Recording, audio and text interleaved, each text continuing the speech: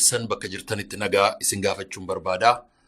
Akkuma beekamu kadhannaa keenya guyyaa 40 qabannee raawwachuudhaaf guyyaa 2 qofatu nu hafe. Gargaarsa Waaqayyoof eebba Waaqayyoo humna Waaqayyootiin adeemsa karaa dheeraa nu adeemsise Waaqayyo. Baay'ee nu gargaare Waaqayyo. Baay'ee nu gargaare. Hamma Waaqayyo nu gargaare dubbachuu hin dandeenyu. Kadhannaa keenya nu deebisee gaaffii keenya ilaale fuula isaa gara keenyatti deebiseera Waaqayyo. Maqaa Waaqayyoo kan eebbifame haa ta'u. Waan seexanni karoorfate baay'eetu diigame. Waan seexanni qopheesse baay'eetu fashalaa'e. Yaada seexanni yaade baay'eetu kufe. Harki Waaqayyoo immoo hin diriire. Jaalalli Waaqayyoo hin mul'ate. Nagaan Waaqayyoo nu gidduutti dhangala'e. Maqaan Waaqayyoo kan eebbifame haa ta'u. Kanaaf guyyoottan 40 darban kana keessaa akkuma hundumti keessan yaadattan eebba abboota Israa'el 12, eebbaa fi ergaa raajota Israa'el 16, ergamoota gooftaa Yesuus Kiristoos 12, waliigallisaa ergaa 40 guyyaadhaaf galgala afaan Amaaraatiif afaan Oromoo darbee afaan Ingiliziitiin lallabaa guyyaa 40 dabarsuun salphaan turre. Fuuldura Waaqayyootti wal'aansoo seexanni fide. Ergaa seexanni fidu. Lola seexanni kaasu. Hojii seexanni hojjetu baay'eetu ture nu fuuldura.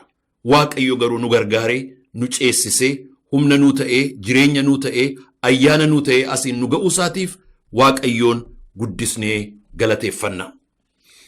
Amma gaa xumurarra geenyerraa kaleessaa ergaa jabaa Waaqayyo nuuf kenne. Har'a immoo Waaqayyo ergaa cimaa isaa nuuf qaba. Ergaa cimaa Waaqayyo nuuf qabu ergamoota warra hafan 3 keessaa Kiristoos Iyyesuusii fi warra aantee isaa ta'an ergamoota 12 keessaa 3 kun baay'ee aantee Kiristoos warra ta'an inner circle warra ittiin jennu Yaaqoob, Yohaannisii fi Phexros. Har'a Yaaqoobiin ilaallaa, bor Yohaannisiin ilaallaa, guyyaa isa dhumaatti immoo Phexrosiin ilaalla.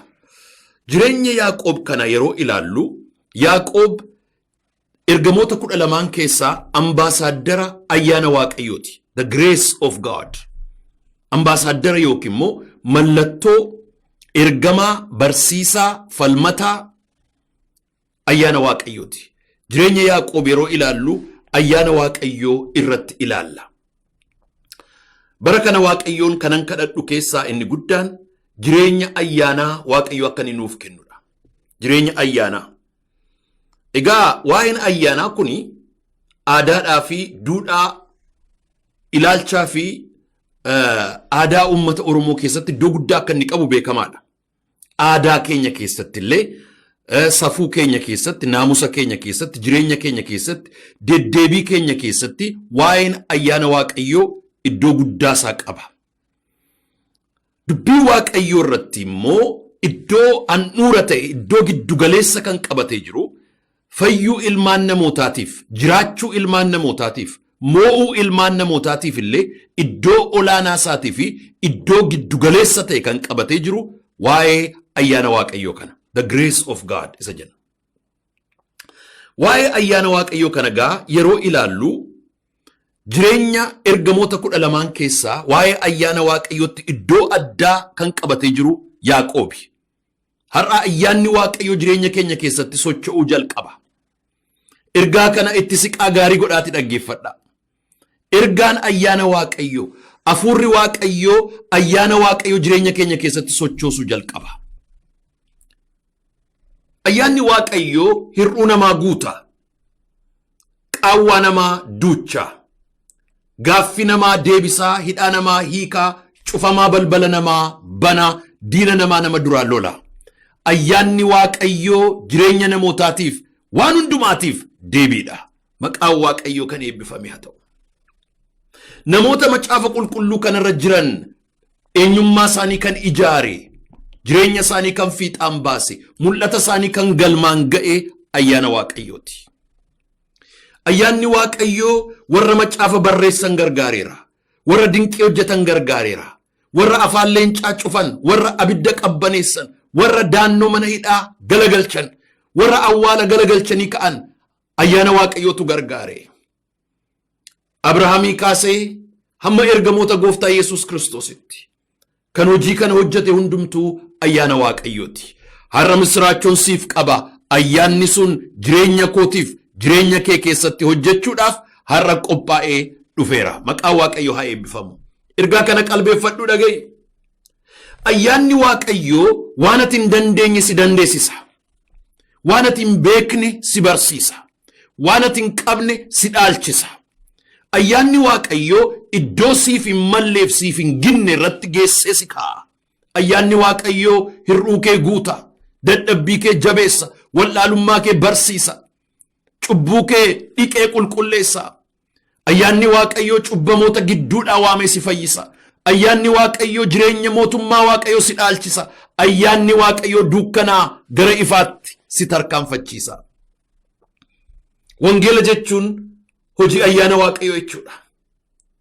Wangeela jechuun humna ayyaana Waaqayyoo, dhaamsa ayyaana Waaqayyoo, ergaa ayyaana Waaqayyoo jechuudha. Wangeela jechuun ilma Waaqayyoo Yesuus Kiristoos jechuudha. Waaqayyo ilma isaa Yesuus Kiristoosiin waaqarraa lafatti kan inni nuu ergee akka inni ayyaana Waaqayyoo nuu ta'uufi. Ayyaana nuu ta'e Yesuus. Waan nu hin qabne nuu ta'e. Waan nu hin qabne nuuf kenne.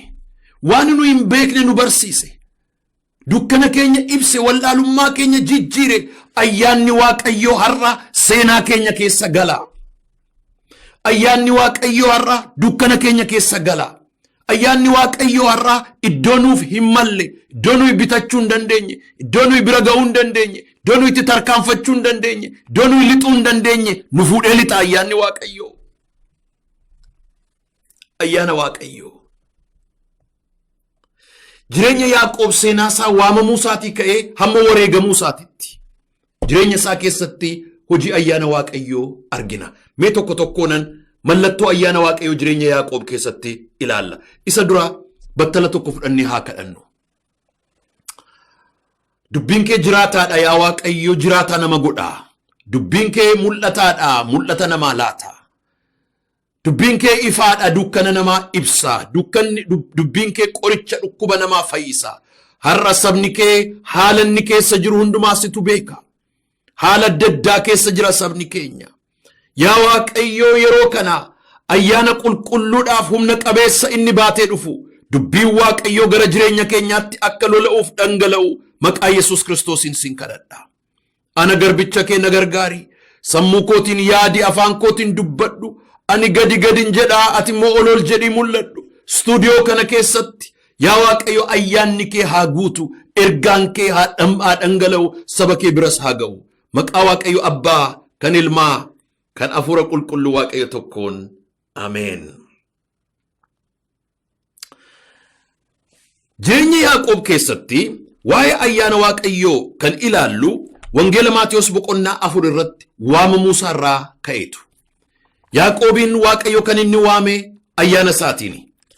Wangeela Maatiyos boqonnaa 4 lakkoofsa 21 irratti waan dinqisiisaa argina jireenya Yaaqoob keessatti. Utuu Yaaqoobiif Yohannis waamamin dura Phexrosiif Indriyaastu waamame. Phexrosiif Indriyaas obbolaadha, Yaaqoobiif Yohannisis obbolaadha. Naannoo tokko jiraatu. Phexrosiif Indriyaas ijoollee hiyyeessaati, Yaaqoobiif Yohannis ijoollee sooressaati. Waaqayyo sooressa keessaas hin waama, hiyyeessa keessaas hin waama, qaraxxuu keessaas hin waama, warra macaafa barreessan keessaas hin waama. Kaleessa Maatiyoosin ilaalleerraa, dheengadda Simooniin ilaalleerraa, silaa akka ilaalcha siyaasaatti diinota jarri kun lamaanuu waame. Beektotas falaastosas waameera, warra akka Filiphos faa, warra akka Naatnaa'el faa. Wangeela Maatiyos boqonnaa 4 lakkoofsa 21 irratti akkas jedha dubbiin Waaqayyo. Inni achi deemee obboloota kan biraa lama Yaaqoobiif Yohannisiin ilmaan Zabdiyoos abbaa isaanii Zabdiyoos wajjiniin bidiruu isaanii keessatti kiyyoo isaanii utuu tottolfatanii argee isaan waame.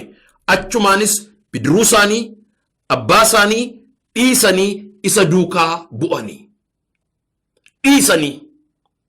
Haala har'a keessa jirru dhiifnee haala Waaqayyo itti nu waametti akka adeemnu kan nu gargaaru ayyaana Waaqayyooti. Namni ayyaanni Waaqayyoo yoo keessa jiraachuudhaa baate kaayyoo qaba hundumtu. Jarri kun maal hojjetaa turan jedha. Abbaan isaanii Zabdiyoos jira.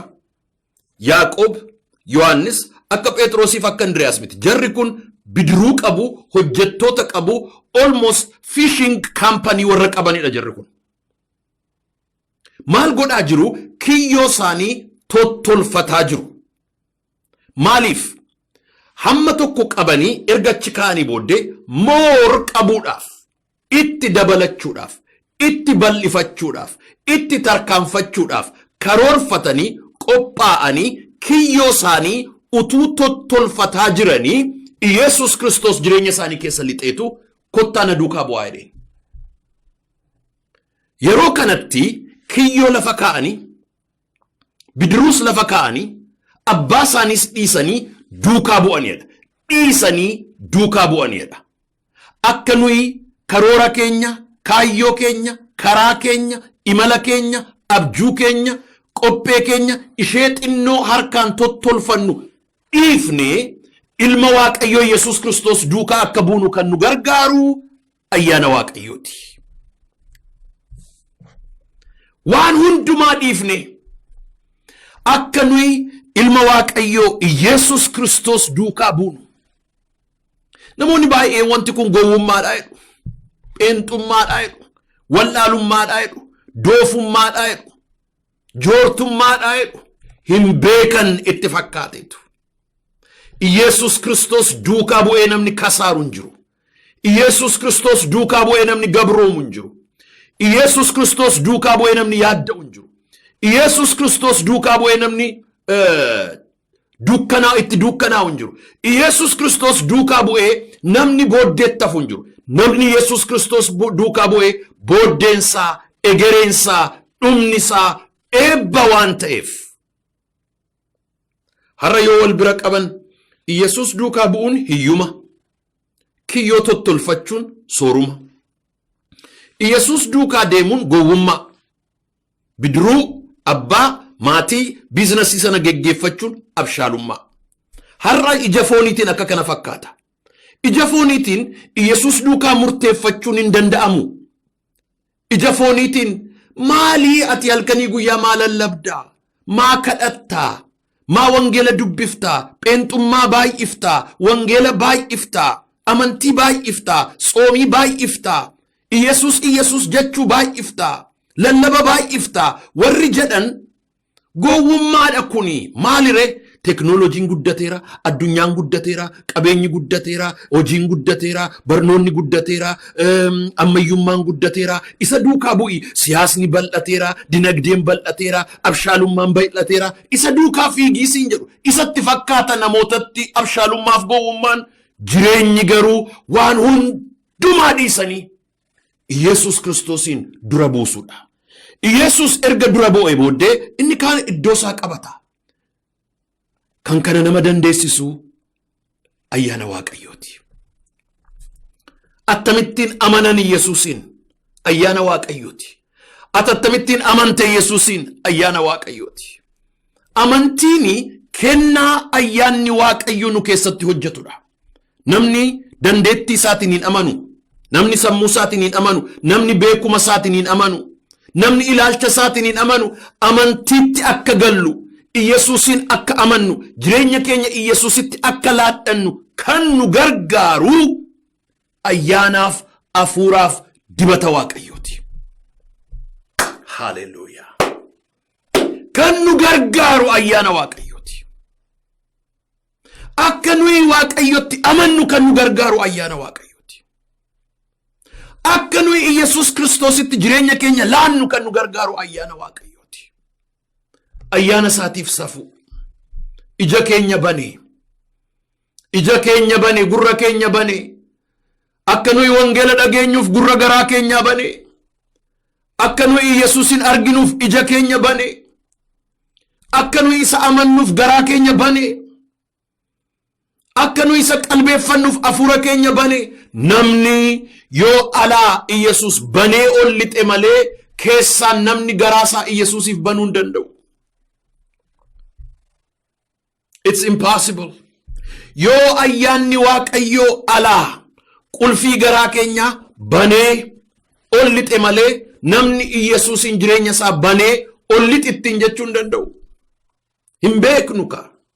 Qoricha keenya hin beennu, daawaa keenya hin beennu, dhukkuba keenya hin beennu, karaa keenya hin beennu, bitaa hin beennu, mirga hin beennu. Hin beennu waan beennu nutti fakkaata. Beektonni biyya lafaa waan beekan itti fakkaata. Bara COVID-19 addunyaa kana raase biyyarraa as deebi'een kwaarantiinii guyyaa 14 mana beesmentii mana keenyaa keessaa yerooni ture televizhiniidhaan galgala President Donald Trump dhufeetu ibsa kenna. Addunyaa waan qabu waan gadhiisu wallaaleera. Ameerikaa keessatti namni yoo xinnaate 10,000tu du'a guyyaatti. Hakiimonni waan qaban wallaalaniiru. New York harkatti dhumaa jira, raafuu ta'aa jira. Dinagdeen biyya kanaa laamsha'ee daakuu ta'eera. Namoota miliyoona 25 oltu hojii gadhiise. Naasuu guddaa, raasuu guddaa, yaaddoo guddaatu lafa kanarratti lafa dha'e. Gaafa sana gaaffii tokko gaafatan joornaalistoonni President Donald Trump waa'een dinagdee Ameerikaa garamitti adeema jettee yaadda? Warri si gorsaa jiran ikonomistoonni yuunivarsiitii gurguddaanii fi beektonni gurguddoonni Ameerikaa maal jedhaniitu si gorsaa jiru jedhaniitu gaafatan. Deebinni deebiseetu na dinqe. Anis hin beeku, isaanis hin beekan jedhe. Eessatti akka deemaa jirru anis hin beeku, isaanis hin beekan. Ammatti wanti beekamu hin jiru, namni beekus hin jiru, namni deebiisaa qabus hin jiru, namni falasaa qabus hin jiru, namni karaasaa beekus hin jirutti jedhe. Waaqayyo isaa eebbisu dhugaa dubbate. Beekna warri jedhan hegeree biyya lafaa beekna, hegeree borii beekna, waa'ee dheengaddaa beekna, eessa akka dhaqnu beekna, eessaan akka deemnu beekna warri jedhan hundinuu hin beekan. Kan beeku Waaqayyo jiraataa duwwaadha. Kanaaf isatti amanna. Kanaaf isatti amanna. Warri Waaqayyoon amanatan garuu yaaddoon qaban. Hararra dhaabatanii isa borii tilmaamu. Hararra dhaabatanii isa borii karoorsu. Hararra dhaabatanii kaayyoo boriitiin adeemu. Hararra dhaabatanii waa'ee borii ilaalu. Hararra dhaabatanii waa'ee borii dubbatu. Iyesus Kiristoosiin warri beekan jireenya isaanii Iyesusitti warri kennan warra ayyaana Waaqayyootiin gargaaramanidha. Yaaqoob kana godhe gaa. Akkas jedha dubbiin Waaqayyoo. Achumaanis bidiruu isaanii, abbaa isaanii dhiisanii isa duukaa bu'an jedha. Har'a Waaqayyo waggaa haaraatti, bara haaraatti, seenaa haaraatti yeroo ceetu akkasiin jedha. Dhiisii yaaddoosaa, ba'aasaa, sodaasaa, qopheessaa, karoorasaa hundumaa lafa kaa'itii Yesus ati maal jetta jedhiin? Eessaan ba'u, eessaan naqu, maal godhu, maal hojjedhu, maal nyaadhu, maal dhugu, maal dubbadhu, eessa jiraadhu? Yesus ati maal jetta jedhiin? Yaada keetiinan yaaduu barbaada. Sagalee keetiinan dubbachuu barbaada. Afuura keetiinan deemuu barbaada. Ifa keetiinan hoogganamuu barbaada. Karaa keerran adeemuu barbaada. Dubbii keetiinan jiraachuu barbaada. Yesus mul'atatti jireenya kootiif qabdu maa inni?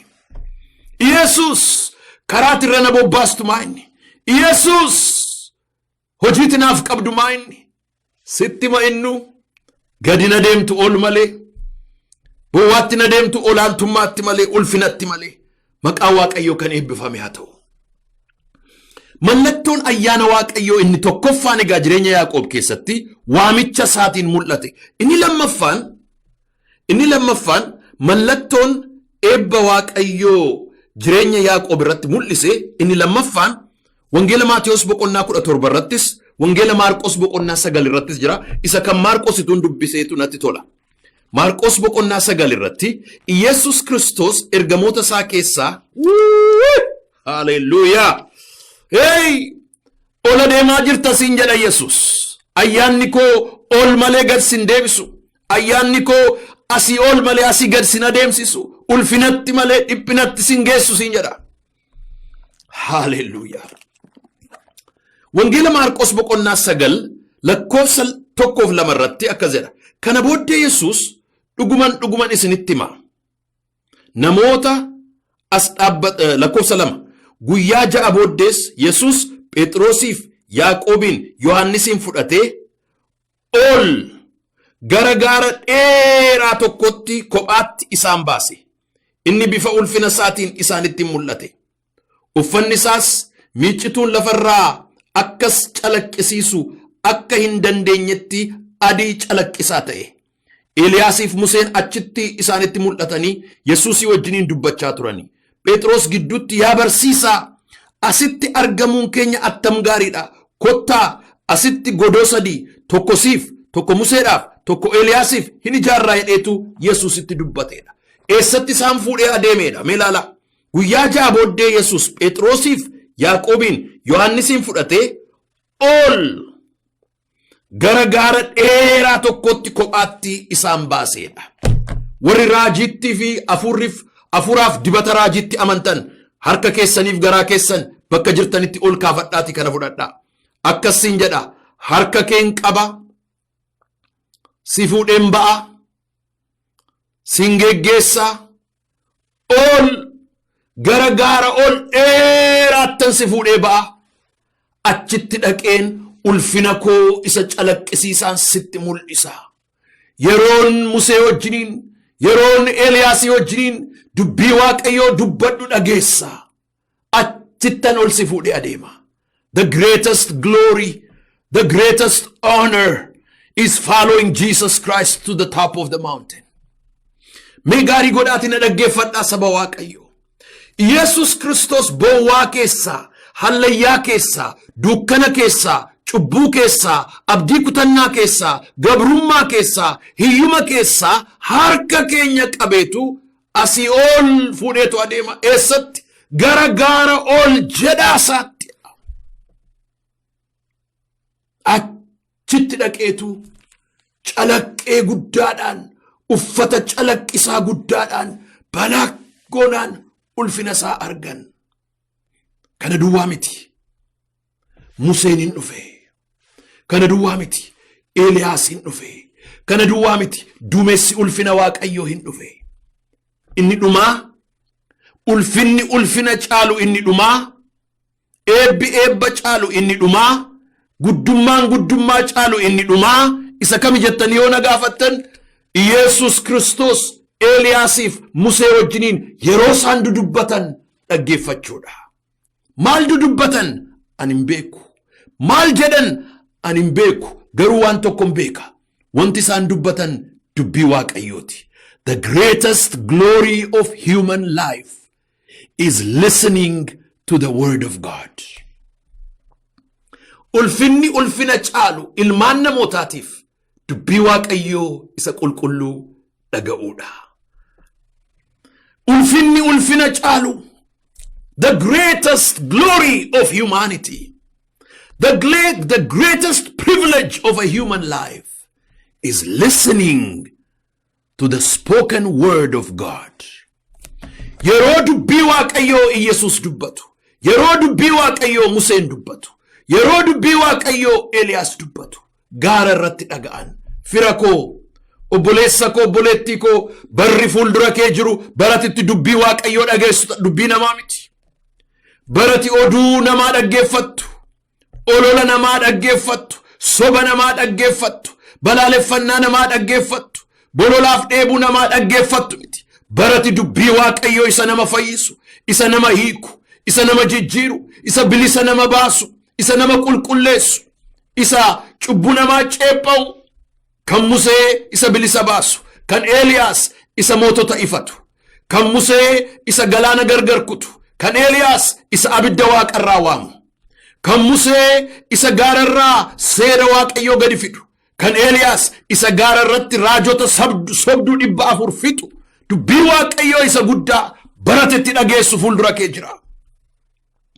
Dubbii Waaqayyoo isa qulqulluu baratetti dhageessu fuuldura kee jira. Barri fuuldura keenya jiru bara olaantummaa namaa miti, bara olaantummaa dubbii Waaqayyooti. Barri fuuldura keenya jiru bara olaantummaa barsiisotaa, lubootaa, raajotaa, paastorotaa, ergamootaa miti, bara olaantummaa dubbii Waaqayyooti. Barri fuuldura keenya jiru bara itti ulfina Waaqayyoo arginudha.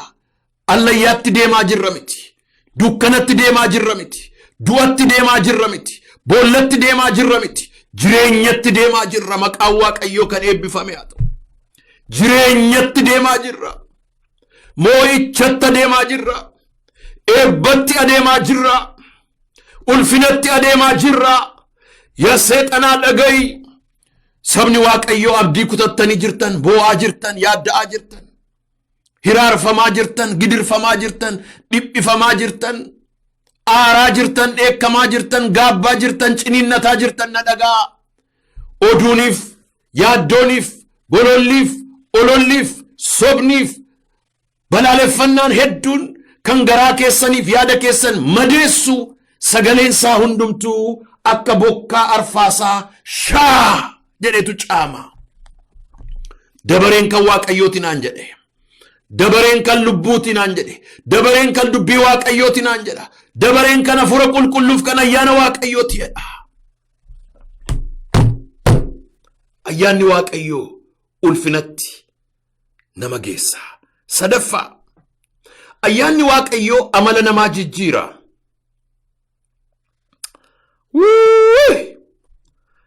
Nu jijjiiri yaa Waaqayyo. Dadhabbii qabnaa nu jijjiiri. Cubbuu qabnaa nu jijjiiri. Wallaalummaa qabnaa nu jijjiiri. Xuraa'ummaa qabnaa nu jijjiiri. Yaaqoobiif Yohaannis amalli isaanii amala dheekkamaa akka bakakkaati. Namoota aarii qabanidha jireenya isaanii keessatti. Wangeela Maarqos boqonnaa 3 lakkoofsa 17 irratti Gooftaa Yesuus Kiristoos maqaa moggaaseef. Maqaan inni moggaaseeftu baay'ee na dinqa. Maarqos boqonnaa 3 lakkoofsa 17 irratti akkas jedha. Yaaqoobiif Yohaannis ilmaan Zabdiyoos warra inni Boengers jedhee moggaase kunis ilmaan qaqawwee jechuudha. Ilmaan qaqawwee.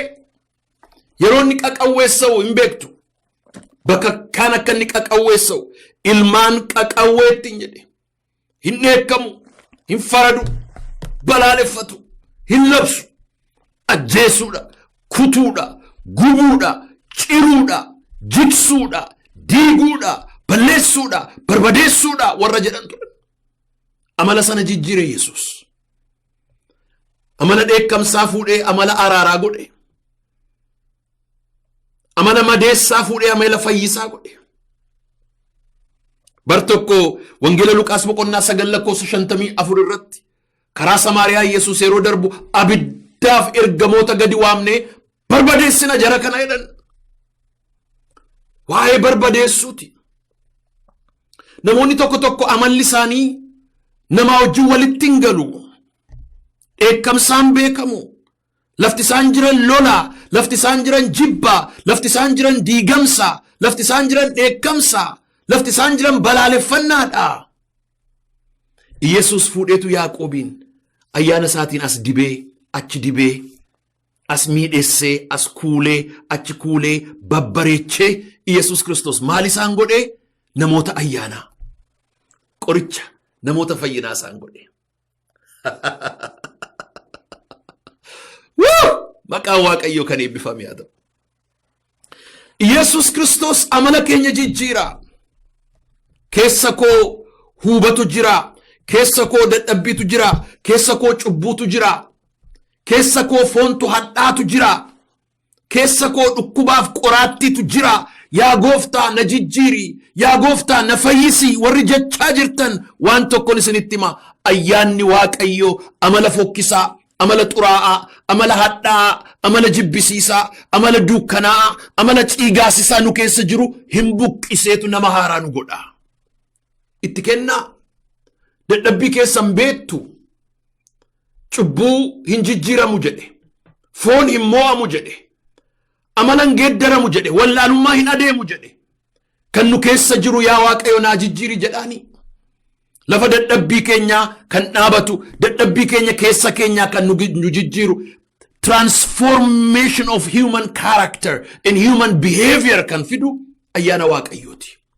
Kan nu fayyisu ayyaana Waaqayyoo. Kan ulfinatti nu geessu ayyaana Waaqayyoo. Kan amala keenyaaf, eenyummaa keenyaaf, maqaa keenyaaf, seenaa keenya jijjiiru ayyaana Waaqayyoo. Fooniin nama biraati, ayyaanaan nama biraati. fooniin dadhabaadha ayyaanaan jabaadha fooniin xuraa'aadha ayyaanaan qulqulluudha fooniin wallaalaadha ayyaanaan garuu beekaadha fooniin dogoggoraadha ayyaanaan garuu qajeelaadha fooniin dhukkubsataadha ayyaanaan garuu fayyaadha fooniin dhiigsaadha ayyaanaan garuu fayyisaadha jireenya keenya amala keenya kan jijjiiru ayyaana waaqayyooti ayyaanni sun jireenya keenya irratti nuuf haa dhangala'u arfaffaa jireenya Yaaqoob keessatti ayyaanni waaqayyoo maal godhe jettanii yoo na gaafattan ayyaanni waaqayyoo waldhaalummaa keenyaa beekumsatti geeddara asirratti waan tokko kanan dubbachuu barbaadu jireenyi keenya akka inni hin guddanne gara fuula duraattis akka inni hin tarkaanfanne akka inni hin adeemne jireenya keenya gara booddeetti qabee takaalee muddee kan nu qabu yeroo baay'ee maal inni jettanii yoo na gaafattan wallaalummaa keenya lack of knowledge sabni wallaalummaa qabu sabni beekuma hin qabne hin galagala jedha dubbiin waaqayyo beenna seena garuu hin beennu wangeela Maarqos boqonnaa 10 irratti wanta ta'e waan guddaa tokkoon isinii dubbisa wangeela Maarqos boqonnaa 10 maal dubbiin waaqayyo waanuma dhabeen qabu dubbiin waaqayyo kan akka daabboo akka keekii akka aannanii akka dammaa yoo nyaanne yoo dhugne yoo itti gammanne attam namatti tola maaloo waan biraatti yeroo keessaniif bara keessaniin fixinaa maaloo umrii keessan social mediaaf mainstream media oduuf olola irratti hin fixinaa maal kun qoricha kun ijaaraadha kun jireenya kun injifannoodha kun moo'icha waa'ee biyyaa waa'ee dinagdee waa'ee saayinsii waa'ee falaasamaa waa'ee guddisa ijoollee waa'ee gaa'ilaa waa'ee qonnaa waamanni dhabeen jiru dubbii waaqayyo Maarqos boqonnaa 10 lakkoofsa 35 irratti Yaaqoobiif Yohannis ilmaan Zabdiyoos gara Yesuus dhiyaatanii akkas jedhan barsiisaa waan nuyi kadhannaa akka nuuf gootu waan nuyi kadhannu akka nuuf gootu hin barbaannatti jedhan inni immoo maal akkan isiniif godhu barbaaddu jedha ilaalaa gaa wallaalummaa namaa amma mul'ata maal isiniif godhu jedhee gaafa inni gaafatu ilaalaa waan isaan gaafatan yemmus isaan deebisanii ulfina keetiin abbaan tokko gara mirga kee inni kaan immoo gara bitaa kee akka teenyu nuuf kenni jedhaniin Yesuus garuu waan kadhattan hin beektan ittiin jedhe namni gaafa afaan isaa banu wallaalummaa isaa mul'ata namni gaafa kadhannaa isaa kadhatu wallaalummaan isaa mul'ata namni gaafa dubbii dubbatu wallaalummaan isaa mul'ata jaba ulfina keetti inni tokko mirga inni tokko bitaa kee akka teenyuuf maaloo carraa nuu kenni jedhani akkasittiin jedhe Yesuus waan kadhattan hin beektan ittiin jedhe waan kadhattan hin beektan hin beeknu maal nu wayyere ayyaana waaqayyoo ayyaanni waaqayyoo nu keessa galee afuura qulqulluudhaan nuuf kadhata hin beeknu waan kadhannu waaqayyoo utuu waan nuyi kadhanne hundumaa nuu deebisee silaa har'a jireenyaa nuun jiru eebbi waaqayyootti nu eebbisuu kadhannaa keenya deebisuu dhiisuudhaan si'a baay'ee waan argine kadhanna biyya argine kadhanna magaalaa argine kadhanna lafa jirru kadhanna waan nutti mul'ate kadhanna waaqayyo garuu kan inni nuuf yaadu isa fagoodha waan kadhattan hin beektan jedhe maal nu wayyaree gooftaa ayyaana koo ayyaanni koo isinii kadhata ayyaanni koo isin gargaara ayyaanni koo isin geggeessa har'a jireenyi keenya hidhaa wallaalummaa keessa jira mana hidhaa wallaalummaa keessa jirra akkatti baanum beenu wallaalummaan gooftaa hamaadha wallaalummaan mootii gadeedha hiyyuma keessatti nama hambisa gabrummaa keessatti nama hambisa yaaddoo keessatti nama hambisa sodaa keessatti nama hambisa gadaantummaa keessatti nama hambisa wallaalummaan misyoononni wangeela fidanii dhufan waan sadii Onismos fayyoo wajjin yeroo dhufan mana barumsaa mana qorichaa waldaa kiristiyaanaa wajjin dhaabu. Waldaa kiristiyaanaa mana barumsaa mana qorichaa. Manni barumsaa kun dhufeetu baay'ee kan na dinqu mootonni sun bara sanaa mootonni Abashaa wangeelli Yesuus Kiristoos Itoophiyaa handhuura giddu galeessaatti akka inni lallabamne dhorkan. In iggitan bara meeqa joorsan.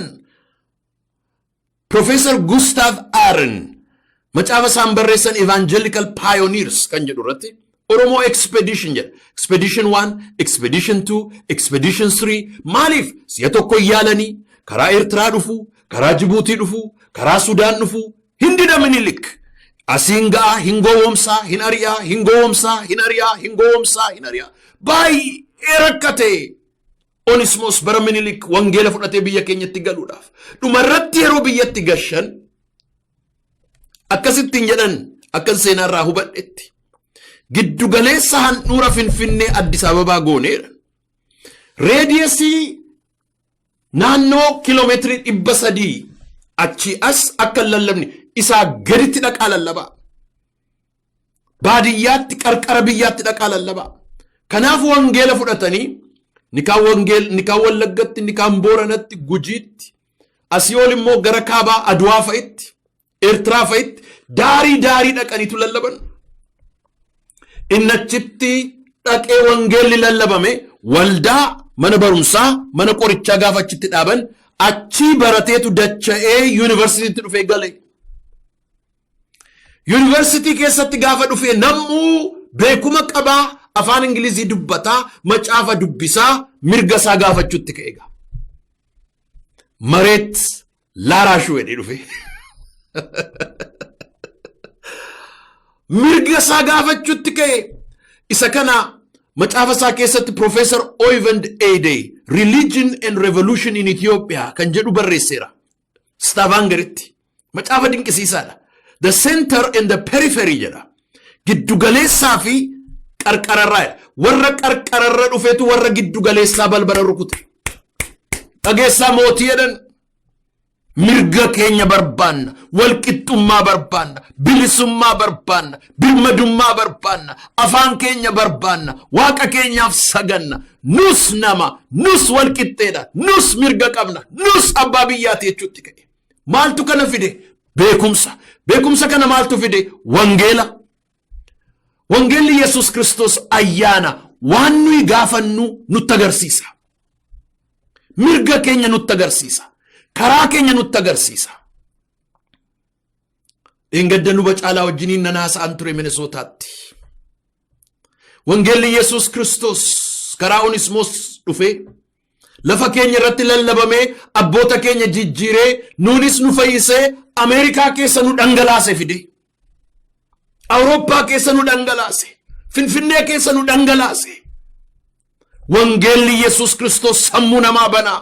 Har'a ga'ee kufaan ta'u, har'a ga'ee dadhabaan ta'u, har'a ga'ee wallaalaan ta'u, har'a ga'ee qabbanaa'aan ta'u, har'as abidda, har'as zayitiidha, har'as humna, har'as karaadha, har'as ibsaadha, har'as qajeelummaadha, har'as bilisummaadha. Wangeelli Yesuus Kiristoos har'as cubbuutti, du'atti, gabrummaatti, yakkatti, sodaatti, shakkatti, jibbatti nama qulqulleessa. Ayyaana Waaqayyooti waan ta'eef. Wallaalummaan mana hidhaa sagadheedha. Awurooppaaf Ameerikaan biyya lafaa kanaa qilleensaaf albuudaan caalaniitu sooroman miti. Qilleensi isaanii hamaadha. Albuudi isaanis xiqqoodha. Lafti isaanis akka Afrikaatii yabbuullee miti. Maaliin caalan, maaliin fagaatan sammuutu baname. Beekumsatu dhufe. Saayinsiitu dhufe. Yuunivarsiitii ammayyaatu biyya lafaarra guute. Beektotatu guute. Beekumsi biyya tasgabbeessa. Beekumsi biyya bilisoomsa. Beekumsi biyya birmadoomsa. Beekumsi maatii jireenya namaa jijjiira. Beekumsi jireenya namaa eebbisa firoota koo. Yesuus Kiristoos akkasittiin jedhe Yaaqoobii fi Yohaannisiin waan kadhattan hin beektan. Qorichi keessan maalinni? Beekumsa. Eessaa finna? Ayyaana hin yaadda'in amani duwwaa amanitti of kenni beekumsa fidaa Waaqayyo.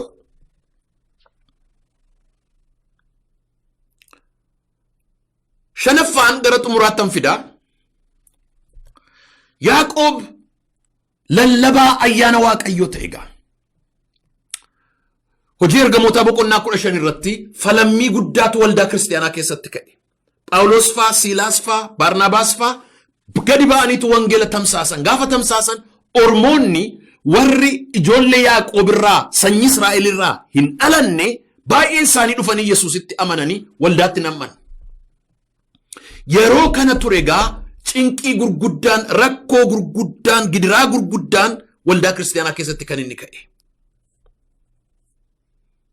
Hin simannamuun simannu wal rakkisuutti ka'e.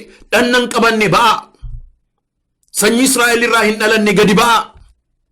Wangeelan barbaadu hin ari'amu immoo, wangeela hin amanu hin dhiibamu immoo, wangeelan jaallatu hin tuffatamu immoo.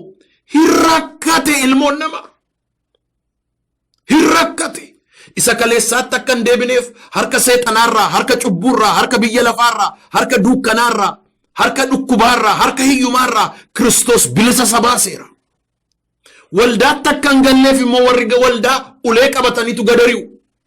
Kun mana kee miti, kun aadaa kee miti, kun afaan kee miti, kun eenyummaa kee miti. Afaanni kee, aadaan kee, uffannaan kee, nyaanni kee, amantaan kee simatamaa miti, deema siittiin jedhu.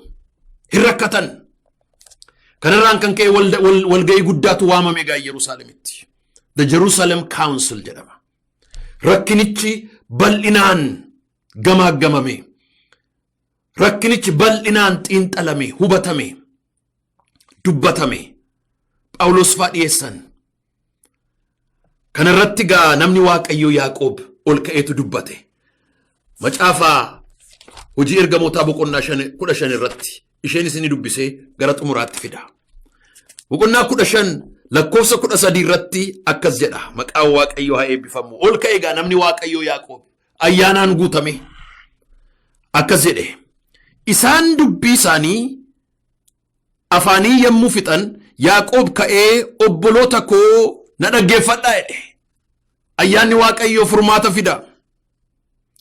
Simoon Waaqayyo attamitti dura warra saba isaa hin ta'in keessaa saba ofii isaatti godhachuudhaaf akka dhimme nutti himeera. Dubbiin raajotaas akkuma caafamee jirutti kanaa wajjiniin wal fudhata. Isa kana booddee nan deebi'aa, mana Daawit isa jigsee deebisee nan ijaara. Isa diigames haaressee nan dhaaba, nan qajeelchasi. Namoonni hafanis goofticha akka barbaadan, sabni biyya lafaarraa maqaa kootiin waamaman hundinuus gooftaan inni kana godhu akkas jedha. Kunis durii jalqabee beekamaadha. Kanaafis jedhegaa murteessaa kenna. Akkan yaadutti yoo ta'e warri sabisaa hin ta'in gara Waaqayyootti yommuu deebi'an isaan rakkisuun nuuf hin ta'u jedhe. Afurri nama rakkisu maqaa Yesuusin haa galagalu. Afurri nama rakkisu rakkattanii beektu? Jireenya keessanitti rakkattanii beektu? Akkasiin jedha Waaqayyo, afuura si rakkisu ayyaana kootiin sirraa galagalcha. Na dhaga'i gaarii godhiiti. Kana booddeen rakkattu, kana booddeen joortu, kana booddeen boossu. Afuura rakkisaa, afuura rakkisaa, afuura nama gidirsu, afuura nama dhiphisu, afuura nama cunqursu, afuura nama hiraarsu, afuura nama yaaddessu, afuura nama ari'atu, afuura nama jifatu, afuura nama ajjeesu. Maqaa Yesuus Kiristoosin sirraan galagalcha jedha Waaqayyo. Ayyaana kootiin sirraa galagalcha. Dibata kootiin sirraa galagalcha. Waaw! Hin rakkisinaa jedhee dubbii Waaqayyo. Bara dhufu keessa hin rakkisin kan jedhu labsiin ba'eera. Bara dhufu keessa maatii kana rakkisin, namicha kana rakkisin, obboleettii kana rakkisin, haadha kana rakkisin, jaarsa kana hin rakkisin, daa'imman kana hin rakkisin. Maqaa Yesuus Kiristoosiin kan galagale haa ta'u. Afurri rakkisaan, afurri dhiphisaan, afurri gidirsaan maqaa Yesuusin kan galagale haa ta'u. kana dubbate gaa isaan rakkisuun nuuf hin ta'u hin rakkisina jedhe. Durii jalqabanii seera Musee mandaratti kan lallaban manneen sagadaa keessatti sanbata hundumaa isa kanaa dubbisaniif bilisa ba'ani gaa. Lallabaa ayyaana Waaqayyoo ta'e. Kanaaf har'a nuyi amanne, kanaaf lallabna wangeela. Akka kanatti balballi nuu baname. Akka kanatti balballi nuu saaqame. Ergamaa Yaaqoobtu dubbate. Kana booddee dhorkaan hin jiru, kana booddee garaagarummaan hin jiru, garbi hin jiru, bilisni hin jiru, Giriikiin hin jiru, Yihuudiin hin jiru, dhiirri hin jiru, dubartiin hin jiru. Hundinuu fuuldura Waaqayyootti tokko. Hundinuu bilisa, hundinuu walqixxeedha, hundinuu ergamaadha jedheetu mana Waaqayyoo keessatti nu dachaase. Ja'affaaf isa dhumaa akkuma inni jalqaba irratti jedhe ayyaanni Waaqayyoo Yaaqoobiin waamichaa hamma wareegamaatti isa gargaare. Seera uumamaa macaafaa ergamootaa boqonnaa 12 lakkoofsa 1 kaasee waan seenaa gaddisiisaa tokko dubbisna. Bara sanaa Herodos mootichi namoota bu'aa waldaa Kiristoos Yesuus turan tokko miidhuudhaaf ciqilee irra dhaabbate. Yaaqoobiin obboleessa Yohaannis billaadhaan morma isaarraa kuchisiise. Kun warra Yihuudotaa akka garaa ciibse yommuu arge itti dabalee Phexrosin immoo qabsiiseedha. Hamma dhumaatti, hamma du'aatti, hamma mormisaa magaalaa Yerusaalemitti billaadhaan qalamutti itti fufee tajaajila Yohaannis. Yaaqoob maali kun? Utuu dhiisee buddeen nyaata. Mana abbaa isaatti utuu deebi'ee qurxummii qabee jiraata. Utuu jara kanaa wajjinii walii galee amantii Yihuudotaa fudhatee nagaadhaan jiraata. Siyaasa isaaniitu fudhatee Herodos fa'iin hin muudamaa. Hin dide garuu hamma dhumaatti dubbii dhugaa Waaqayyoo qabate ciqilee irra kaateedha Herodos. Hin dhiphiseedha. Kana hundumaa ayyaana Waaqayyootiin danda'e yeroo isaan billaa fuudhanii morma isaarra kaa'an muraa'edhe. Anoo gara gooftaa kottan ce'a. Foon malee lubbuu ajjeesuu hin dandeessanii. Jireenya isa biyya lafaa malee isa waaqarraatti aangoon qabdanii. Foon irratti malee lubbuu irratti taayitaan qabdanii. Godhaa waan jaallattan anoo nan ce'a. Har'a Herodos hin jiru. Yaaqoob garuu wangeelli inni dubbate as magaalaa Atlaantaa irraa guutummaa addunyaatti lallabama. Herodos seenaa tarree xuraa'aatti, tarree balfamaatti, tarree ciiga'amaatti, tarree jibbamaatti, tarree balaaleffatamaa keessa jira. Yaaqoob garuu qulqulloota gidduu dhaabata. Jireenya borduuf injifannoon warra ajjeesan bira miti, warra du'an bira. Warra ari'an bira miti, warra ari'atamanidha. Warra gidirsan miti, warra gidirfamanidha. Warra baqatan miti, warra ari'an miti, warra baqatan bira jira. Moo'ichi nama cinquu miti. Moo'ichi nama dhiphisuu miti. Moo'ichi nama qaluu miti. Moo'ichi nama balleessuu miti. Yaaqoob morma isaatti kennee moo'e. Yaaqoob harka isaatti kenneetu moo'e. Moo'ichaan darbe, qulqullummaadhaan darbe, ibsaadhaan darbe, ifaan darbe, qajeelummaadhaan darbe, foonsaa waan jaallatan godhan lubbuu isaatti garuu hin buune. Seenaansaa caliila qulqulluu taate har'a addunyaa irratti lallabamti. Kan Herodos faa garuu harki isaanii xuraa'aa, lubbuun isaanii xuraa'aa, arrabni isaanii xuraa'aa, seenaan isaanii xuraa'aa, dhumni isaaniis abidda gahannami. Dubbiin Waaqayyoo kana nutti hima. Attamitti danda'e Yaaqoob kana? Ayyaana Waaqayyoo. Bara kana attamitti dhaabanna? Ayyaana Waaqayyoo. Dhugaarra dhaabachuu, dhugaadhaan deemuu, dhugaadhaan jiraachuu, dhugaadhaan deddeebi'uu, dhugaadhaan jaallachuu, dhugaadhaan dubbachuu, dhugaadhaan nagaduu, dhugaadhaan ba'uu, dhugaadhaan tajaajiluu, dhugaadhaan galuu, dhugaadhaan siyaasa hojjechuu, dhugaadhaan bulchuu, dhugaadhaan ijaaramuu, dhugaadhaan deddeebi'uun isa kanadha karaan fayyinaa. Yaaqoob hamma dhumaatti ayyaana Waaqayyootiin adeemeetu moo'e. Kun hundumtuu gaa dubbiin Waaqayyo waa'ee Yaaqoob dubbata. Namichi tokko waa'ee Yaaqoob akkas jedhe. Galaatiyaa boqonnaa 2:9 irratti. Namni kun Phaawulos. Waa'ee Yaaqoob yeroo dubbatu Phaawulos. Galaatiyaa boqonnaa 2:9 irratti akkas jedha. Galaatiyaa boqonnaa 2:9 irratti. Akkasumas Yaaqoob, Phexrosiif Yohannis warra geggeessituu ta'an akka utubaatti ilaalaman ayyaana anaaf kenname hubatanii hidhata ta'uu keenya agarsiisuudhaaf harka wal qabanneerra.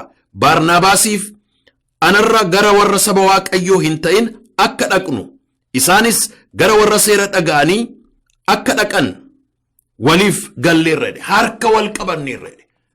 Afaan Amaariffaasaarraa harka mirgaa nuu kennaniidha.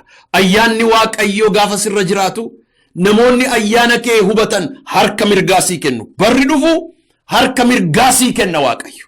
Si gargaara Waaqayyo obboleessa ko, obboleettii ko. Xumura irratti Yaaqoob nama ayyaana Waaqayyooti.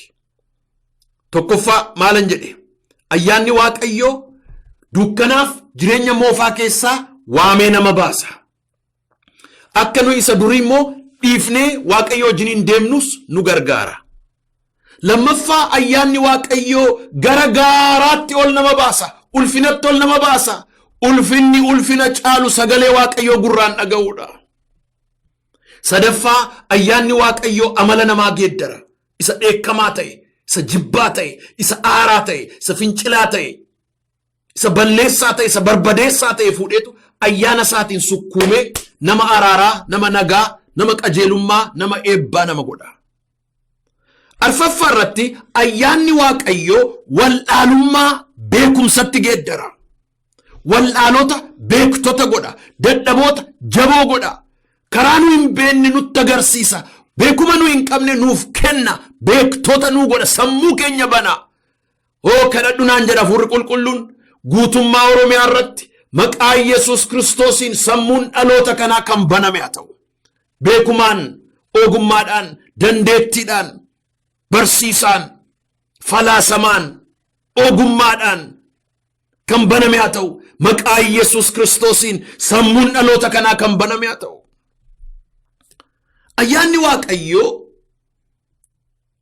rakkisaa isa ta'e, hafuura rakkisaa isa ta'e namarraa cabsa. Balbala namaa bana, jireenya namaa mijeessa. Ayyaanni Waaqayyoo hamma dhumaatti akka nuyi dhaabbannu nu gargaara. Dhumarratti ayyaanni Waaqayyoo gara fuula duraatti akka deemnuuf harka mirgaa keenya nu qabee nu geggeessa. Kana gaa jireenya Yaaqoob, jireenya ayyaana Waaqayyoo. Har'a galgala lallaba koo keessatti waan hundumaa yoo irraanfattan kanan irraanfatinaa. Rakkina koo hundumaa inni narraa kaasu ayyaanni Waaqayyoo naa dhufeera. Isa kana amanadhaa. Ayyaanni Waaqayyoo isinii dhufeera. Baay'een gammadaa jira. Xumura kadhannaa keenyaa kanatti baay'een Waaqayyoonis galateeffataa jira. Waaqayyo baay'ee nu gargaare. Araaraaf ayyaana isaatiinis nu geggeesse. Asiin nu ga'e. Guyyaa lamatu nu hafe. Boriif iftaan soomii keessanitti jabaadhaa. Jabaadhaa. Waaqayyo nu gargaara. Waaqayyo nu ceessisaa. Isa jedheen raawwataa. Eebbi Waaqayyo nurratti hin dho'aa. Araarri Waaqayyo nurratti mul'ata. Geggeessaan Waaqayyo ofirratti hin argina. Ergaan kun televezyiinii moo'aatiin hin darbaa. Sooshaal miidiyaa adda addaa irra jira. YouTube irra jira. Facebook irra jira. Irra deddeebi'aa dhaggeeffadha akka yeroo Waaqayyo isiniif kennetti. Barri dhufu bara dubbii Waaqayyo, bara humna Waaqayyo, bara araara Waaqayyo, bara moo'ichaaf, bara eebbaa isiniif haa ta'u. Ergaa koo asuma irratti raawwadha. Guyyaa borii sa'aatii wal fakkaataatti walii wajjiniin hin dhiyaanna. Hammasittuu nagaannaaf jiraadha. Gooftaa Yesuus isinii wajjiniin haa ta'u. Ameen.